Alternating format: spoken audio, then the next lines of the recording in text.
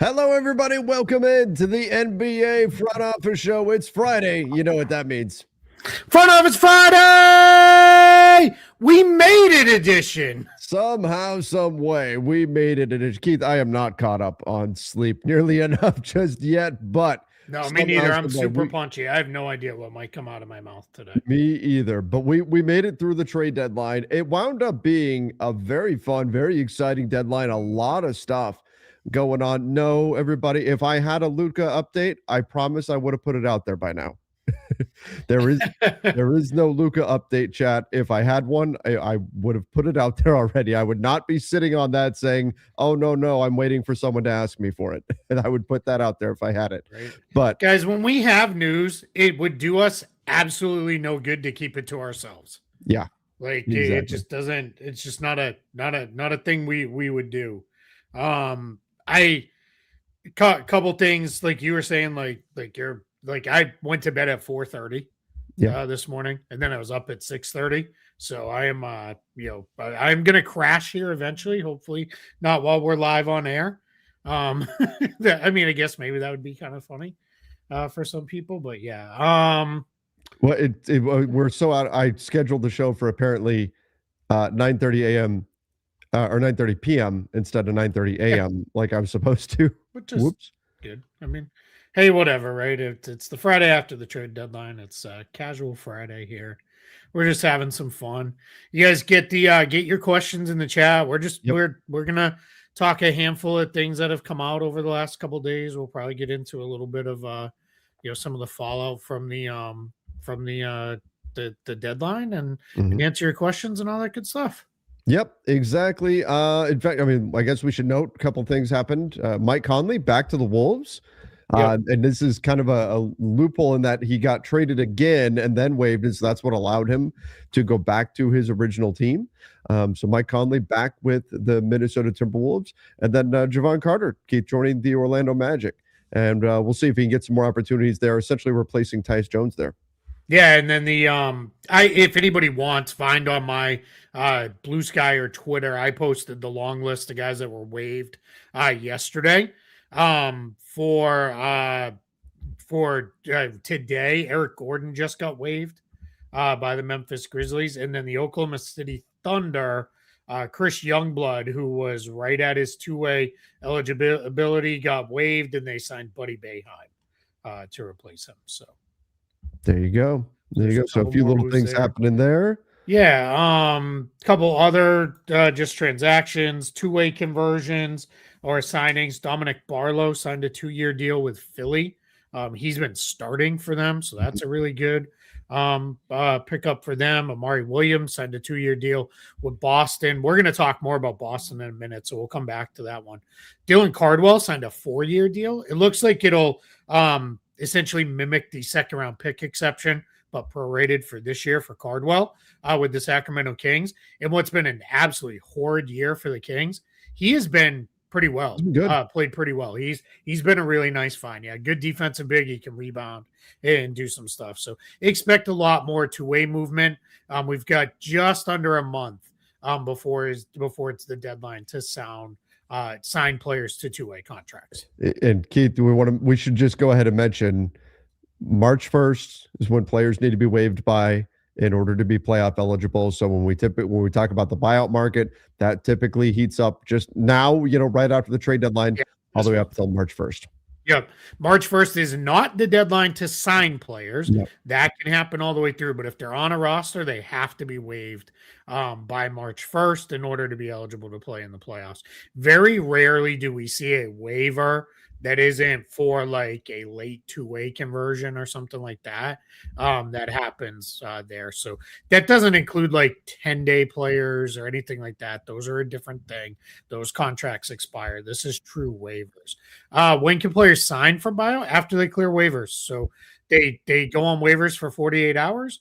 Once they clear waivers, they can sign. So a guy like Javon Carter, because that's from the Pistons trade from, was that last weekend, earlier in the week, whenever it was? He's already cleared waivers, so he can sign with Orlando right away. Mike Conley just got waived yesterday, so he'll have to wait a couple days, then he can resign with Minnesota. Do you think somebody we typically hear about players getting waived and they like 9 times out of 10 they clear waivers. Does Thomas clear waivers? Yeah, that's going to be an interesting one because his contract is not that big. It's about $6 million. Anybody who has a big enough trade exception, because trade exceptions can be used to claim a player off waivers, or has their enough of their non-taxpayer MLE left, they could definitely pick Cam Thomas up. Is that me?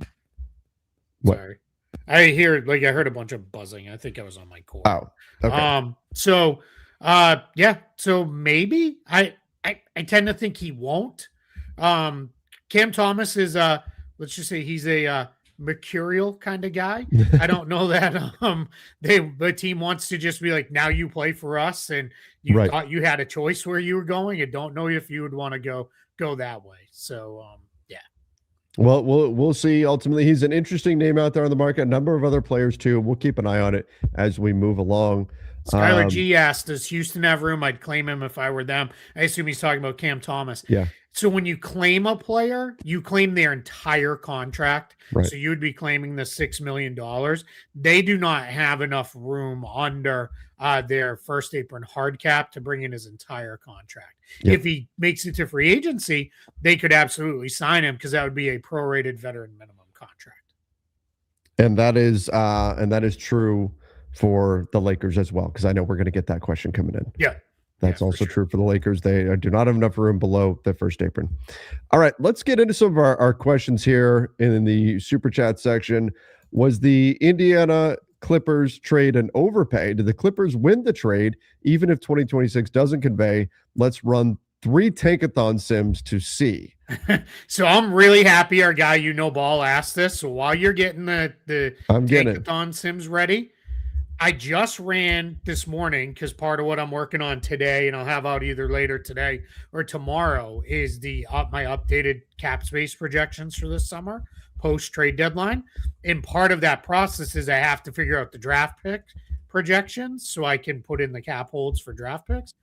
Where do you think the Pacers fall on ESPN's BPI projections, which are, I get it, people may not love them, but they're the best publicly available to use for something like this? Where do you think their draft pick falls when you get into those?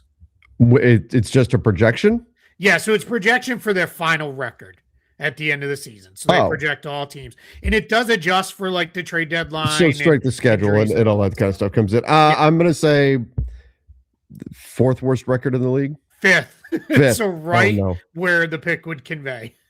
Oh, no. All right. Should we spin this thing? Let's spin it. They've got essentially, you look at it right now for the Pacers, you have a 52.1% shot at top 4. And if it's 5 or later, it goes to the Clippers. So it's a little better than a coin flip. And Tankathon is updated because I looked at it this morning. And there it is. They lost it. There it is. The 7th pick. One spin. Going to the Clippers. Again, the 5th. That's best case scenario for the Clippers. Yep. And do they lose all 3? They lose all 3. Yeah. So that's tough. I think, depending on what happens with Utah and Washington and where they finish, I think there's most likely, there is no more nervous fan base on draft night than the Pacers. I mean, Kevin Pritchard yesterday, Caitlin Cooper said, who covers the Pacers and does a wonderful job covering the Pacers.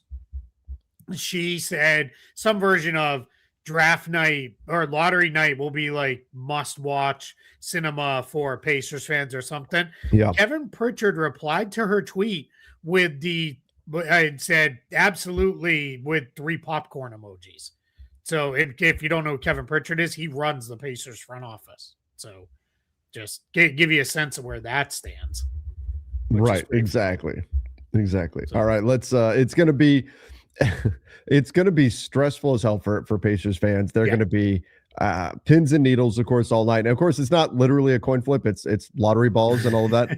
But just percentage wise, it's a coin flip. Oof, man.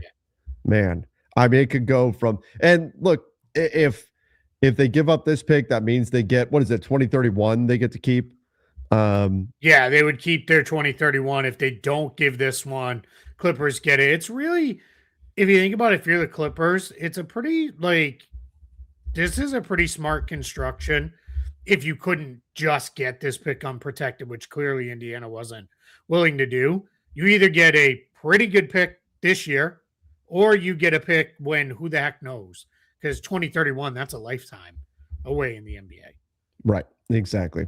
So that's and when we look at this Pacers club and you've got Tyrese Halliburton coming back next year. Now you've spent up on Ivica Zubac. Like this 50-50, just better than that shot, could determine the ultimate success or failure of this generation of the Indiana Pacers. Like that's what's potentially on the line. You take Hallie, you take the pieces they've already got, and you add Darren Peterson to it or something like that. And oh my, so you may have a juggernaut right there. You don't get that pick. And the Pacers may find themselves, they'll still be good, but the Pacers may find themselves like, man, we're one player. Sure, if we just had one more guy, we'd really be making a run here. And it all could come down to effectively a coin flip. Yeah, absolutely. It's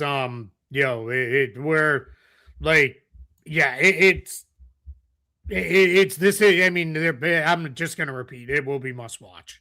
Yeah, that's what we will be sitting there waiting for.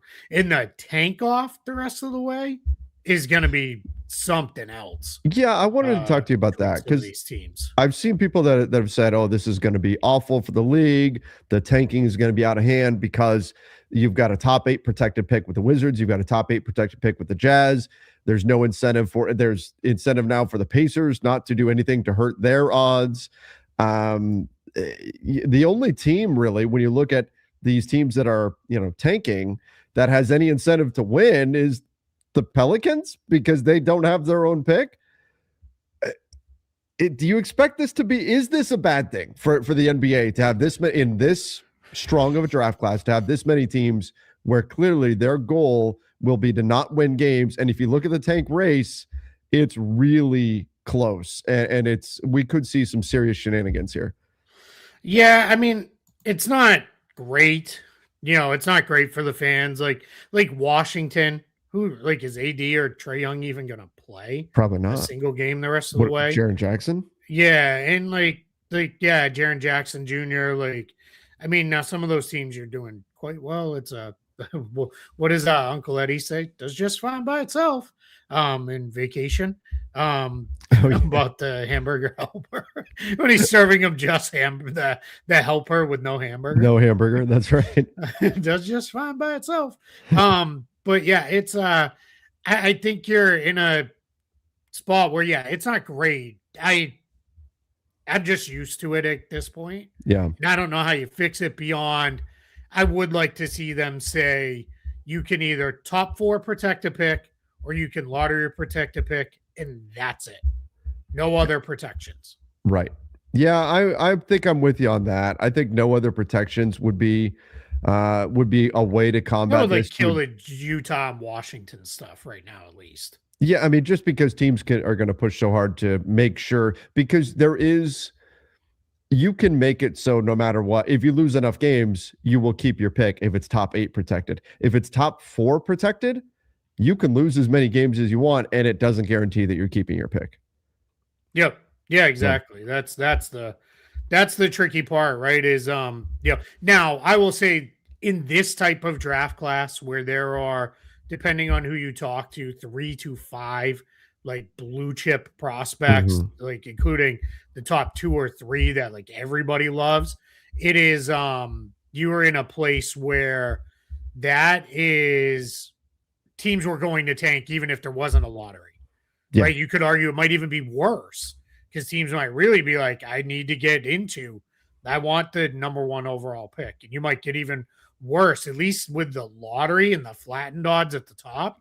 You've eliminated the idea of hey, Kings fans, bring your sneakers because 2 of you will play tonight. It's are you tall? We need you. If you're tall, you can play for the Chicago Bulls because everybody else is 6'5" and under. But yeah, it's gonna be something to really keep an eye on. All right. I didn't realize we've got a lot of chat questions here. We should get moving here. Yeah, I started flagging a bunch of stuff while we were talking. So but this was like yesterday's moves, this was probably the most interesting thing. Peyton Watson just came out. Peyton Watson reevaluated in 4 weeks. Left hamstring strain. The Nuggets, man, they're just one thing after another. The Nuggets and the Lakers this year, man, they can't stay healthy. It's been insane. All right, let's well, and of course there's a bunch of other teams that hit by injuries too, but of course, was it an overpay? The problem is you could be giving up the 5th pick. That's the challenge. I don't mind it for the Pacers. They obviously have the best intel on Halliburton. Mm-hmm. So if they think he's going to come back and be Tyrese Halliburton again, I don't mind it for them. It's fun. Sure. With the drama for the draft and all of that. But I say if it winds up being the 5th pick going to the Clippers, probably an overpay. If they keep it and it's a 2029 late first because they're great and a 2031 late first because Halliburton is still cruising, you're going to say it was more than fine value. Yep. Front Office Friday. At this point, the Lakers should just go full 06-07 Suns this season and pursue Cam Thomas on the buyout as soon as possible. He means go all offense, punt on defense, and then go from there. But we just saw them win a game last night by turning it up defensively and leaning into defensive high motor players. But I get the point that they added shooting but not defense at the trade deadline. Yeah. I want to check something though. Yeah, the 06-07 Suns were a middle of the pack defensive team. Yeah. They played fast for that time. For the time, which is now like the slowest pace in the league, which is just wild. Because it's been, what's that? Let's call it 20 years ago. Mm-hmm. Like in how much the game has changed. But yeah, that is just that, and that's something I used to get wrong back in the day too. That honestly, those Suns teams were how I learned about offensive and defensive rating. That helps so much because it takes out pace. Yeah, because I used to like yell at people on the Real GM boards. They're like, no, they suck. They give up 112 points per game. When everybody, like, good defenses give up 98 or whatever. With that. Because there's that many more possessions. We have a ton of questions flagged. If it hasn't been answered yet, we will get to it, I promise. Yep. All right, let's go here. It feels like Rob and all the other GMs got punked by the Bucks, but that's what happens when the GM of your team has a pipe dream. The word was the Bucks never got that serious about moving Giannis, but obviously they, keep the whole like Giannis trolling and all that kind of stuff yesterday. Like, it's not like this was made up. It's not like those conversations didn't happen. Those Giannis conversations obviously happened. Yeah, on the record, Giannis said weird stuff, like very non-committal things. Like it was just, it was very weird. So acting like, oh, this was all made up. I don't know. I thought that was ridiculous. I had people who were like, I can't believe Shams keeps getting away with making up these reports. One, if Shams did that, he wouldn't have a job. Yeah. Two, he doesn't need to. Like, he's already got a bajillion followers and he's on ESPN. Like, he doesn't need to make stuff up. He's not some rando dude without a actual name attached to his Twitter that's posting garbage. So, yeah. And so the Bucks presenting it that way, I actually think this is a bad thing for the league. If the Bucks are presenting it as though the news that's out there is being made up and presenting this us versus the media type of dynamic, that's not great for basketball in general. Here's what I'll say is I don't get overly stressed about what teams tweet because it's often some 20-year-old intern running the Twitter account for the day. Yeah, someone should have oversight and be like, hey, knock it off, take that down or whatever. But it's, I kind of get it, right? They were, if they want to have a little bit of fun, they have a little bit of fun with it. I'll be curious to see, like, next time they talk to the front office, John Horst talks to the media, like, where does that go to? Exactly. Like, what does he say then? With that. But yeah, it is funny that Giannis posted the Wolf of Wall Street clip. I don't know if Giannis watched the movie, but he does leave. He does leave because he goes to jail. Yeah. So, he says this, but then he does leave. He does leave. It's nice to have a little escape from thinking about the real world and enjoy a bit of basketball talk. That's what we're here for, man. Yep, that's it. Yeah, I mean, yeah, let's just move because I don't. If I start on real world stuff, as tired as I am, we might not. And not MTV's the real world. Starts getting real. When people stop being polite and start getting real. Yeah. I used to so you want to do a quick tangent? Sure. Friday after trade deadline. I made it to the interview round for the real world. Did you? Yeah. That's real awesome. Was it real world Boston? Real world Seattle. Seattle. Yeah. Yep. I did not obviously make it to the show, but yeah. That's cool. Like, what do they ask you?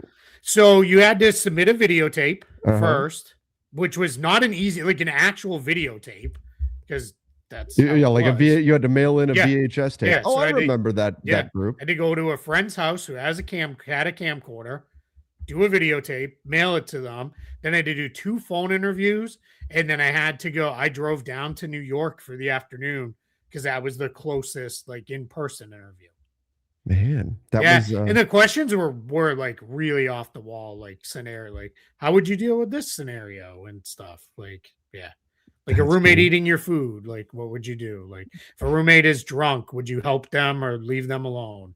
Nah, be all kinds of things. I draw in their face, like I mean, yeah, right, yeah. I was in my 20s, and I was like, I don't know, I'd like act like a fool. Just probably why I didn't get on the show. Answer. Actually, I probably answered 2 normally. Right, exactly. They wanted you to say something off the wall, whatever's the most drama they can get.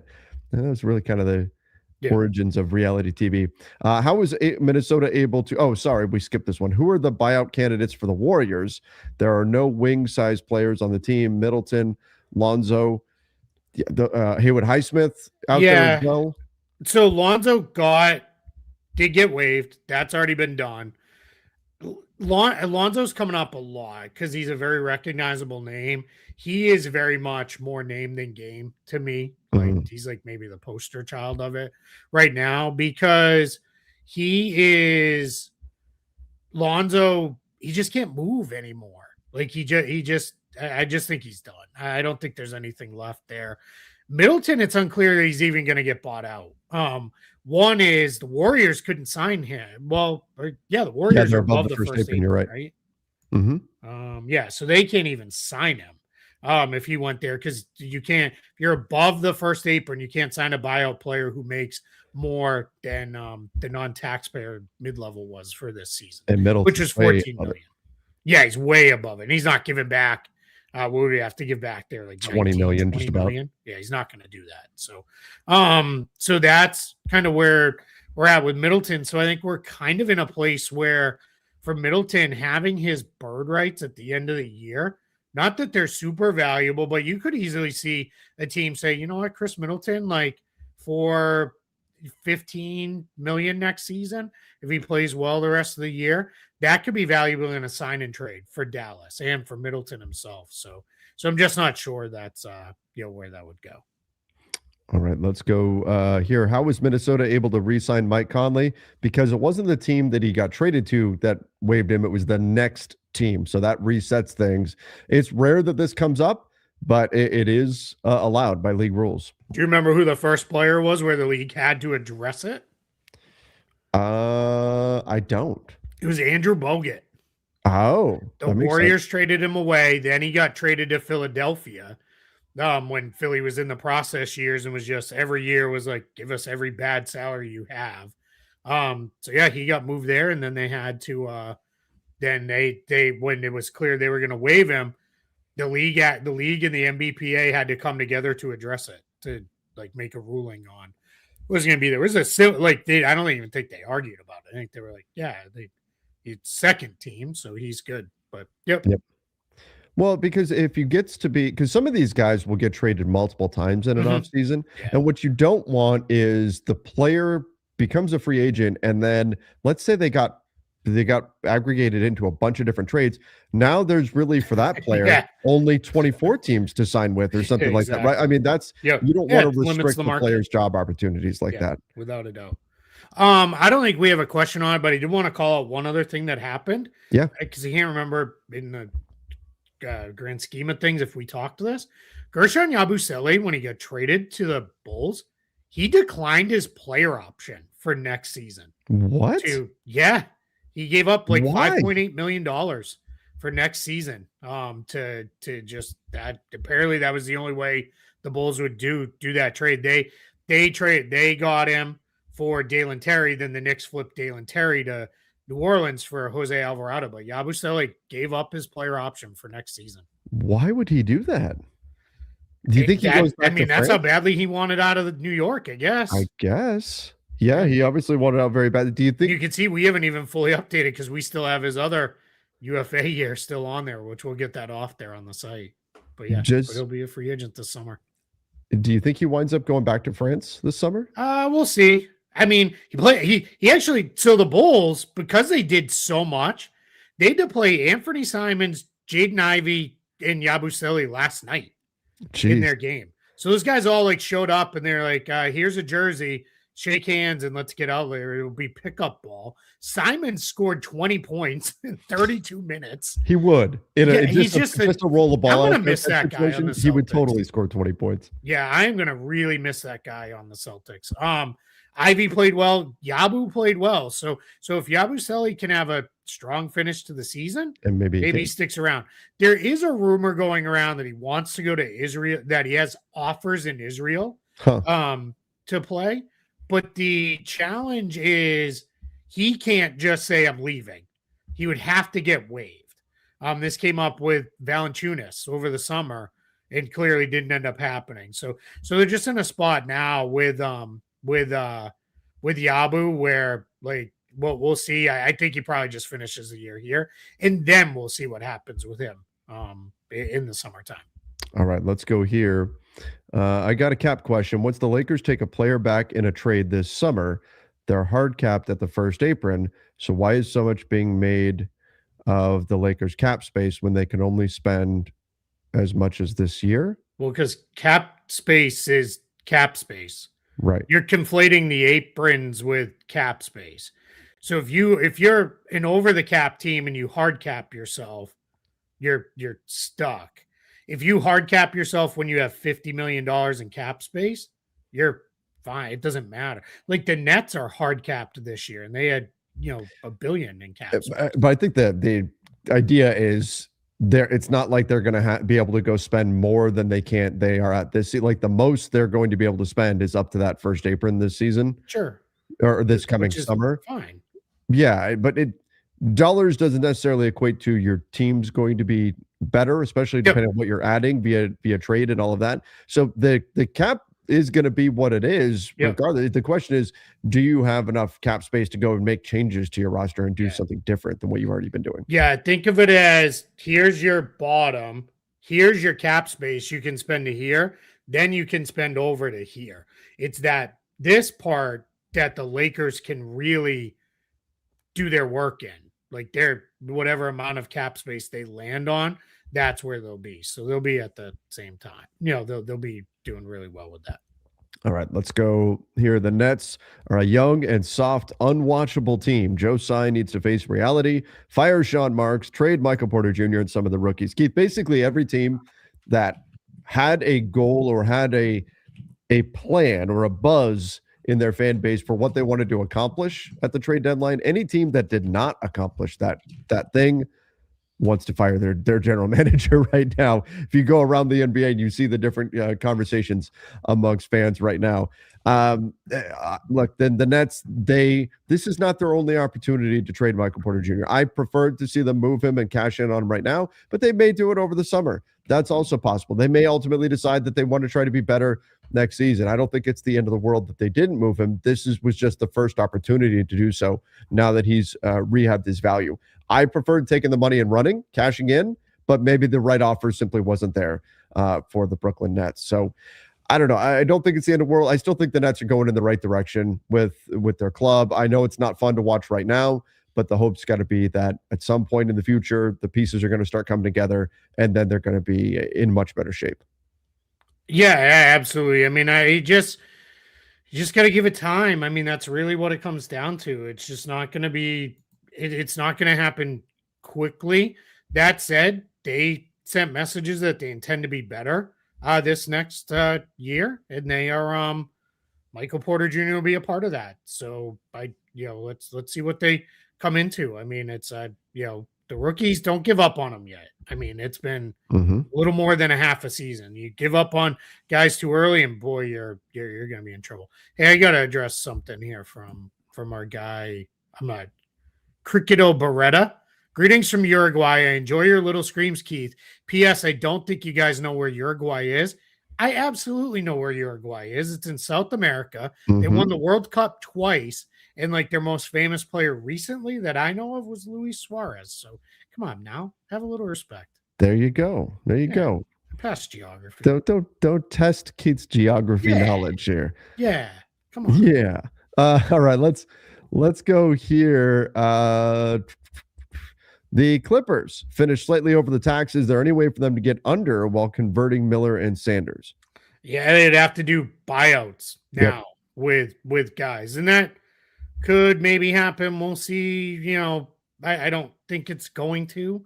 Bogdan Bogdanovic would probably be the best potential option for a buyout, but I don't think that'll be where that goes. What?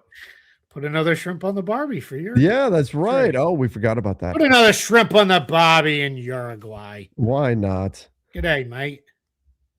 All right, let's go. Sorry, it took me a moment there to find the screen. You're tired. Yeah, I am. Yeah. I am exhausted. Okay, let's go. Speaking of which, what are your screen times during the trade deadline? I turn off that notification because I don't want to know. It's not that high because only the phone tells me. If my computer told me, I don't even want to know. Right. I spend a lot of time in front of the computer during the trade deadline. Phone's tied too. If somebody reminds me, I'll try to look on when's that come out? Sunday mornings, I think. Something like that. I don't know. I turn it off. That's another one I need to shut off because it makes me like, oh, is there something happening? All right, let's go. Such a luxury how seamlessly Brad Stevens transitioned from coaching to the front office. He did excellent work ducking below the tax by sending off 3 guys who don't contribute. Yeah. So if you think I tagged this one just because it's saying nice things about the Celtics, you would be correct. But I also, and so this has come up quite a bit, so I'll address it here. The Celtics have 3 open standard roster spots right now. You can only have 1 for more than 14 days. They also got under the tax, but they are under the tax by my numbers by only about $840,000. So that's like not enough to even do a rest of the season minimum contract. So what will happen, I think, in Boston, they're going to play the 10-day game where they sign some guys to 10 days to get up to the 14 players minimum that you're allowed. Then as those guys kind of move in and out, then eventually what will happen is they'll get down to a spot where they will do conversions to bring guys in. And that'll be, that'll come. It's just going to take some messing around with 10 days and the like first. What the rules are on under 14, you can only dip under 14 players on standard contracts for 14 days at a time in a total of 28 days in the season. So they will play definitely some 10-day work and, mess around with that a little bit. I think they'll convert Ron Harper Jr. Eventually from his 2-way. And then I think, a buyout guy or 2 or something like that. We'll see, but they'll get there. They can. It's just going to be a lot of timing that happens here over the next couple months. And I'm sure they've got that already thought out ahead of time. Yeah, I was speaking to people there, and I was like, 10 days for you guys, huh? And I made the joke because like you're gonna have calendar reminders and all these things like already set up to be like sign a 10-day, like all these things. So, but yeah, that'll be kind of how it comes together. All right, let's go here. How do you do the math? Figure out when a team can afford to sign 1 or 2 veteran minimum buyout guys. Win it all if the Lakers could afford 2. They've got just under 1.5 million below the first apron. So it's just when that veteran minimum would prorate to what we'll call it roughly 750,000, a little bit less than that, then they'd be able to do that. I know it's coming up to do 2 guys. To do two, you would have to have a prorate. Right now, they could do one. They only have one open roster spot. That's the other thing I was going to get to next, though. Who are you waiving? Because I know the default answer would have been Maxey. I don't know if you're waiving him after last night. Trevor was ready to buy. Did you order a Maxi Kleba jersey last night? I had so much fun. Close. How many times Maxi Kleba was defending Tyrese Maxey? So you knew I was listening because I was texting you while you were doing it, and I was like, this guy is absolutely loves every time it's Maxi on Maxi. I loved that. It was great. So it was a let's address something because I saw something in the chat. Yeah, you can't waive and stretch guys anymore. The stretch provision time is over for the this season. You can waive and stretch future season money, but you can't stretch salary for this year. So like somebody I saw in that chat, and I was going to pull it, said something along the lines of waive and stretch Maxi Kleba, and that'll free up all the room you need. You can't do that. That deadline's long since passed. That's over the summer. But yeah, I mean, right now they could do a just to give you guys a sense, if you signed a guy today, it's 871,000. Okay. Is the prorated veteran minimum amount. So, and they are 1.47 million below. Yep. So more than enough room to do that. Then if they wanted to do a second one, you wait until it prorates enough again and get the next guy. Yeah, but again, who do you waive? Like, yeah, I wouldn't. I wouldn't. That's the problem. It would be, I mean, honestly, like if obviously Bronny would be a thought, but you're not going to do that to LeBron right now. So that you don't really have that guy because it would have been Gabe or it would have been Maxey. And now Maxey was just great in last night's game. And I'm not expecting him to do that every single night, but you're probably not going to turn around and waive the guy after that performance. No. And the reality is if you're thinking so much, we got to waive these guys because we really need two guys on the buyout market, you're not as good as you think your team is then. Yes.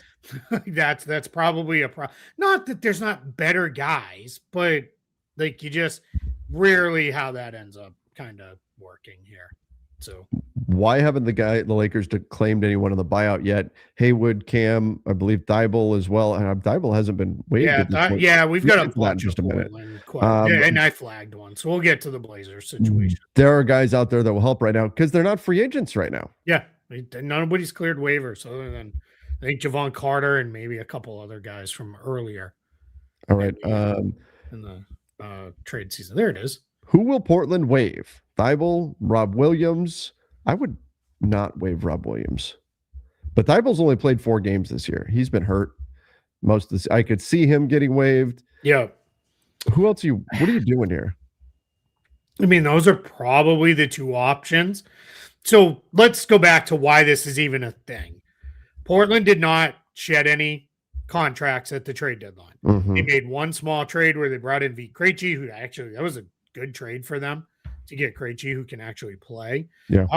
But they did not free up any roster spots. They are getting tight. They are down to, I can tell you because I just ran them this morning. CD Sissoko has 4 games left that he can be active for, and Caleb Love has 7. Those two guys have been regular rotation guys and starters at times for the Trailblazers. Both of them have started some games. So the thought is they want to get those guys converted. So that's where it's, all right, well, they got to do something. Thibault and Williams make sense because they're vets on expiring deals. So maybe, maybe. A bunch of people, I think it's probably more likely to be like Thibault and Ryan Rupert. That's what I was thinking. There is any future left in Portland. So, yeah. So I think that's it. Blake Wesley is, they like him and he's played actually kind of well for them. He got hurt. He played well, got hurt, and then came back. So I think Caleb Love and CD Sissoko will get converted eventually. Where the roster spots come from, my guess would be Matisse Thybulle and Ryan Rupert versus Robert Williams, but we'll see. If Robert Williams gets waived, he could be an awesome pickup for somebody. Could be. You just have to be able to manage him, right? Yeah. Like you can't play back-to-backs anymore. So, so we'll see. But yeah, I mean, this is going to be a situation to watch here for a little bit. When does Highsmith clear waivers? If he The does, rest if of we it. don't see him join the Lakers, immediately cleared, we riot. Let's see. He got waived yesterday. Was Saturday. So there you go. Yeah. So it should be Saturday. But it's a little weird on timing of the waiver, but it should be Saturday. And sometimes you hear ahead of time, like player intends to sign with. Well, Mike Conley, right? Mike Conley Sure. hasn't cleared waivers yet, and we already know where he's going. If the investigation on the Clippers, if they lose the pick, can they lose the Indy pick? The real answer is we don't know. We don't know. Yeah, I mean, it's kind of. I would say probably not. Like the pick's not going back to Indy. Yeah. Like, you know what I mean? Like, that's not what they. It's not like the Pacers would suddenly get that. Imagine that. Like, hey, you get nothing and you lost Zubac. There's your punishment. Right. They would have to lose their own future picks. Yeah. Right? Yeah. Or something like that. But yeah, I think we went to when this all broke. We talked it a lot about what happened when Joe Smith situation happened. But the Joe Smith situation was like, we getting close to 30 years ago now. Yeah. So like, and the reality is like, we don't know. Like that's like, we're kind of in unprecedented, uncharted territory here. Where we don't really know with this. So. All right. Who's Portland going to waive buyout? We already did that one, but we appreciate the super chat there. Yep. Thank you. Very important question. Do you guys think you could beat Jim and Michael from The Office in a game of 2-on-2? After watching Michael, I would say, we double team Jim, and we're gonna, I think we could take him. Yeah. How can Detroit trade for a star this summer? With Tobias expiring, they don't have enough non-core contracts to trade. What can they do? You pull up their cap sheet. Yeah, I'm getting there. They should have let Kevin play. Kevin was. Do you know that was just they filmed that as an out? Like they just filmed that. He just happened to be hitting all those. And then he made legit made all the. And I don't know if you guys have ever tried to shoot with a suit jacket on. It is not easy. He was draining them too. Yeah, and he was just knocking them down, left and right. How do they trade? Yeah, so. Do they need to trade for a star? Well, you got that. That's a great first part there. Right. They've got enough contracts you could put together. Because if you're trading for a star, you're giving up either Thompson or Holland. So there's 11 or 9 million. Right? Because you're not getting a star without giving those guys up. Then you could put Levert's contract, which would be an expiring in the deal. You could guarantee more of Duncan Robinson's contract. That's what I was thinking. Yep. In there. If it was another big, not ideal, but maybe you put Stewart in the trade. So, yeah. I mean, they've got flexibility. Oh yeah, they're miles. Tons of it. Yeah. They could actually have cap space. That's part of. I'm going to play with that here in a little bit. So they could even just absorb salary. Yeah. That way. Mm-hmm. Let's go.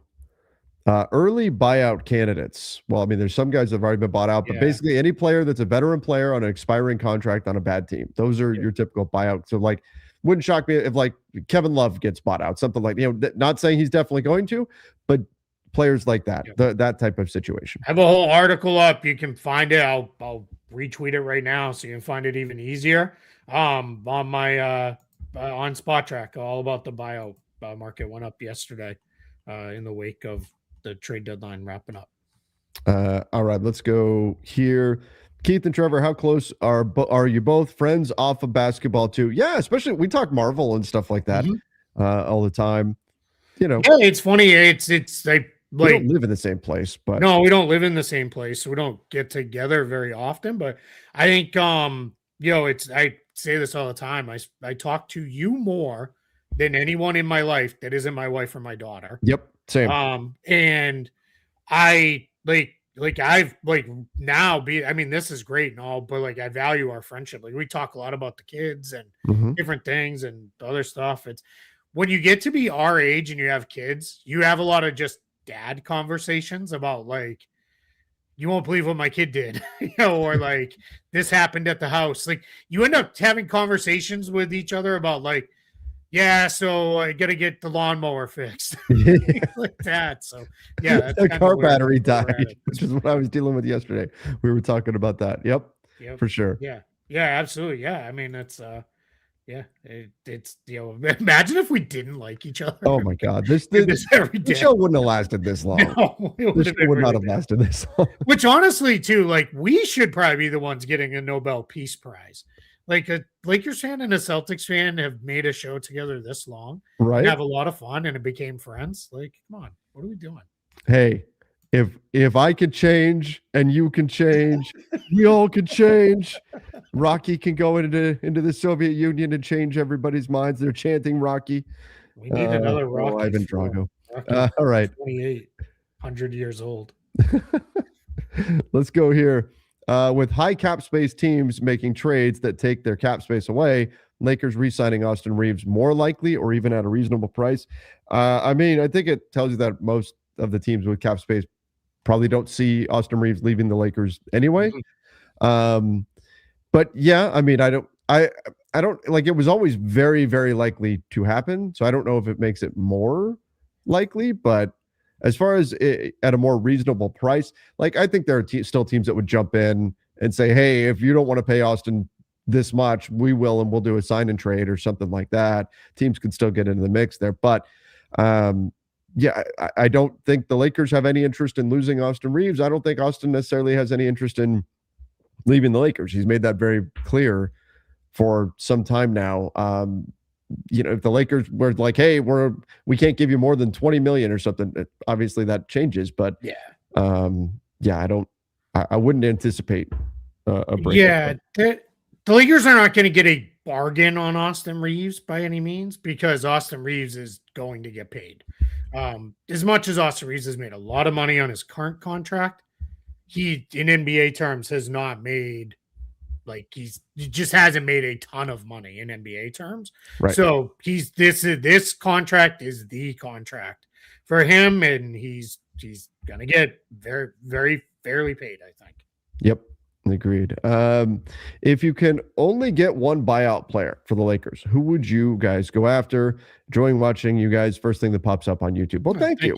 First of all, we appreciate that. I mean, I guess it depends on who gets bought out, right? And to me, Keith, it comes down to, for a Lakers team that needs wings, needs defense, all that, like, kind of comes down to which non-healthy-ish player do you feel the best about? Is Matisse Thybulle, if he gets bought out, is there any hope that he can be healthy? What about Haywood Highsmith? Do you buy that he's now back to health? Is that somebody you could turn to? Like, yeah, that's the guy for me. Yeah, Highsmith. Highsmith. Yeah. If you get him in your building, run him through some workouts, do a medical check, and you feel like he'll hold up, that's the guy for me. I think he fits. He fills a lot of needs for the Lakers as a guy who can shoot, can play some defense, and has a little bit of size. I think they're okay in the backcourt now. I would not be maybe one other player for depth, but the Lakers backcourt is weird, but not in a bad way. Or let me rephrase. Their playmaking and ball handling is weird because Luka and LeBron are not really guards, but they do so much of their ball handling. Then you have Reaves, then you have Smart. Like, you're going to have to be in a disaster situation where at that point it doesn't matter who you have, where you're going to be so short on ball handling. So that would be, yeah. Somebody just said Chris Middleton in the chat. Sure. Like, yeah, if Chris Middleton is bought out, that makes some sense. Like, Chris Middleton has played better recently than he had earlier in the season. So yeah, we'll see with that. But yeah, I would I would probably go. Waiving Nick Smith Jr. doesn't change anything. He's on a two-way. He's on a two-way. So yep. All right, Keith. Why don't you intro it? What we got coming up? Yeah, so super excited. As you guys know, we've been partnering with NBA, the league itself, as well as NBA TV, NBA League Pass. Now we're going to be partnering with NBA TV. So Trevor and I on Monday will be on NBA TV doing the warm-up. If you haven't had a chance to catch the warm-up yet, it's essentially a whip around pregame show where you go around and do live look-ins at warmups. Mhm. So that'll be from 6 to 7:30 p.m. Eastern before the games. So the two of us will be on with Rose Gold on Woode. She's the host, and she's going to bring us in, and we're just going to pop around the different games and kind of what they'll kind of like. The example I use is Stephen Curry's out there shooting. They'll pop in and be like, "Hey, Steph's on the court. Like, let's talk about Steph for a minute." Yeah. And those kind of things. So we're super excited about that opportunity with the NBA. We're continuing to grow our relationship and partnership with the league itself, and we'll be really excited to be on the warm up. Yep. And doing the show. Yeah, it's going to be a good time. Really excited for it. Going to be a lot of fun, and excited to jump around all the different games around the league that day and take a look at that. So yeah, be on the lookout for us. Come hang out that night. Somebody said we don't want to share y'all. Yeah, well, unfortunately, we're not doing the show. There's a lot of us to go around. For sure. As I say, I don't want to get too skinny because there's a lot of me to love. Is it on NBA TV as a broadcast TV or online only? Yeah, NBA. Yeah, you can find it wherever you can watch NBA TV. You can watch it there. Yep. Come hang out with us. Yeah, we're really excited. It's a cool show. I watch it a lot. Like I'll throw it on before games start if I'm just kind of hanging out, getting ready to go for stuff. Hey, we should do this before we wrap up too. Yeah. What's your Super Bowl pick? Because it's in the show. To be clear, I don't have a dog in the fight. I don't care which team wins. It doesn't. I just want to see a good game. I don't have any like hatred for one team or another or anything like that. It's whatever it is for me. I'm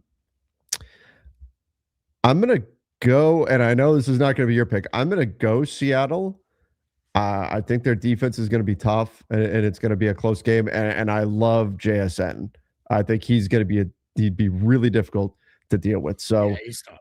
I'm gonna go with Seattle, but I think and I hope that we get a really close and really fun game. Okay. I mean, obviously, I am picking the Patriots.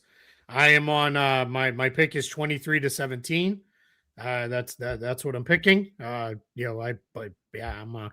just glad our long national nightmare for us Patriots fans is finally over because it's been so hard over the years to be a Pats fan. Like, it's just been tough, man. We've been out there in the wilderness and the dark ages for. So, you haven't won in decades. So well, it's been like 8 years. So we're due.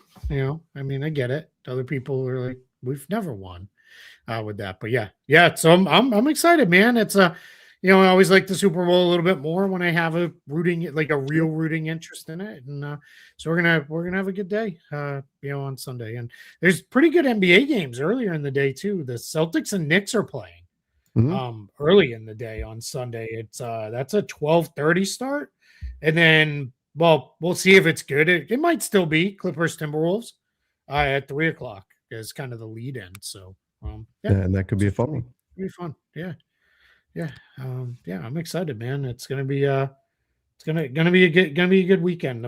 I like that we're now into the NBA has the weekends, right? Like it's and the NBC Sunday night show and all that. Like it's gonna be like it. I think it's gonna be really good. So I'm excited. Obviously, they're not running it this Sunday because that would be insane, right? But yeah, my hope is Travion Henderson does something explosive. That's my guy. I love Travion Henderson. My guy on the Pats that I think is gonna do something is Marcus Jones. Okay, he is a cornerback and a special teams guy, returns punts. So I'm very, very excited. So I was just looking to see if there was any other news that had popped while we're on, but it looks like things have gone kind of quiet. That'll be kind of how it'll be now. So, but honestly, I'm now excited to really focus after the buyout market is mostly done on games again. Like this is the game stuff. So, yep. Yeah. Yes. I do not live in Boston anymore. I grew up just south of Boston, but I live in Orlando now. Where it's like again, it was in the 30s today. The weather has been weird. Yeah, lately. I'm over this, man. Like enough of this winter stuff. Yeah. No more. Exactly. my wife sent me a reel on Instagram showing like it's showing like this serene tropical land, crystal clear water and all of that, and it's like this is something like beautiful or some very elaborate over the top describing term that it like this is heaven or something. Yeah. And then it goes back to this gruff voice and it shows winter and snow and all that. This is BS, only it doesn't say BS, and it goes back and forth between the two. It was pretty funny. I'm like, yep, that's pretty accurate. That's so because I have the 2 TVs in my office now, you often put a screensaver on one of them, and it's just whatever came loaded in on the, I think they're Samsungs, but whatever came loaded in on the TVs, like streaming thing. Yeah. But it'll do like beaches a lot. And my wife walked in the other day and goes, "Oh, where's that? Let's go there." So, all right, yeah, book it. Yeah, we're soft. Oh, looking forward to Dr. Doom at the halftime show. Oh, were we getting a trailer? I mean, The I trailer? didn't even know. I assumed we were probably getting something. Yeah. So I'm a little, I really kind of want to go in not knowing a lot. Problem is, it's still 10 months away. So I just don't know like how much I cannot know. On the agenda for me at some point this weekend, and if not, it'll be, I'm going to do it during the All-Star break, is Wonder Man. Because I haven't watched it at all. I watched the first episode and a half. Okay. The only new pop culture thing that I've made time for is Night of the Seven Kingdoms, which has been really good. It's really good. I tried getting into some stuff like a week or so ago, and then the trade deadline just, I mean, what's his name? Alioth in the Void. That was the NBA trade deadline to any other time that I. I only did it because it's the episodes are like 25 to 30 minutes. So it is very much in a place where like I can sit down and just knock that out quickly when I'm like I have to take a short break with this. So, right. But guys, we don't control the ads. Yep. Sorry. YouTube don't like auto inserts those. Yeah, YouTube. Take it up with YouTube. It has nothing to do with us. Any interest in the Winter Olympics? Yeah, opening ceremonies are tonight. I'll watch some during the day when it's on. Like I'm not big on the Winter Olympics. It's just, I don't know. I like the Summer Olympics a lot more. Yep, we'll take a look. We'll take a look at it and see what's what. Yeah, the Summer Olympics I think are more fun, but I do like Olympic hockey. I like the bigger rink. Like that part I think is cool. So yeah. I watch like the downhill skiing and stuff like that, and I'm like they're just so fast. That seems terrible. Did you hear about Lindsey Vonn? Yeah, with Tori ACL, she's still doing it. Like because I guess she was like, I'm not probably ever going to be in the Olympics again, and this will be it. So yeah. Oh, this then the speed skating, like I like speed skating too because I watch it like I have any idea what's going on. But are you watching for like hoping they crash, like kind of like when you're watching? No, not really. But I watch it and they're like, oh, they're setting up to make their move, and I'm like, they're not doing the same thing they've done for the past 25 laps. They're skating with one arm behind their back again. Yeah. They're doing the same. Yeah, I don't understand with this. Curling, curling's fun. So. Somebody said Disney changed CEOs and the Super Bowl Marvel teaser commercials are gone. Well, I don't think that's why. I think it's because it's not on Disney Network, I guess. I don't know. Yeah. I don't know. We'll see. Yeah. So crazy. All right, everybody. I think we'll wrap up there. I got to do the Lakers Collective in about 25 minutes. There it is. I'm going to go try to grab something to eat. Thanks, everybody, for joining. We appreciate all of you. Yeah. Thanks for all the support through the deadline. It was just killer numbers on our shows. Hit the like button. Subscribe on your way out, guys. Thanks so much. Yep. Till next time. See ya. And stay safe.